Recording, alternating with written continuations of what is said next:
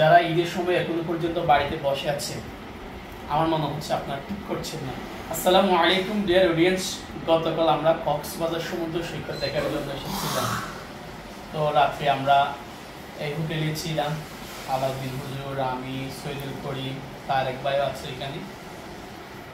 তো গতকাল সমুদ্র সৈকতে গিয়েছিলাম, গোসল করছিলাম, মাশাআল্লাহ অনেক ভালো লেগেছিল।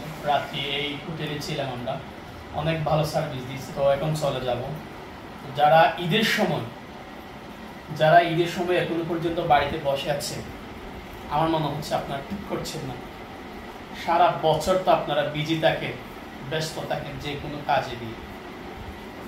এই যে ঈদের সময় আপনারা একটা ছুটি পেয়েছেন, সে টাইমে কি আপনারা বাড়িতে বসে থাকবেন না? এটা কখনো হতেই পারে। সো আপনাদেরকে অন্তত এই ঈদের ছুটিতে আল্লাহ তাআলা সৃষ্টি দেখার জন্য এক স্থান থেকে অন্য স্থান যেতে হবে, কারণ অন্যান্য সময় আপনি এরকম সময় পাবেন না। সো আমরা কক্সবাজার সমুদ্র সৈকতে চলে আসলাম দেখার জন্য। তো আশা করছি আপনারা ব্লগটির জন্য অপেক্ষা করবেন, সামনে একটা ব্লগ আসতেছে। তো সবাই ভালো থাকবেন, সুস্থ থাকবেন, আর ঈদুল ফিতরের শুভেচ্ছা ও অভিনন্দন। ঈদ মোবারক। বিশেষ করে আলোর ডাক পরিবারে যারা সদস্য রয়েছেন তাদেরকে স্পেশালি আমার অন্তঃস্থ থেকে ধন্যবাদ জানাই, ঈদের শুভেচ্ছা জানাই। আসসালামু আলাইকুম ওয়া রাহমাতুল্লাহি ওয়া বারাকাতুহু।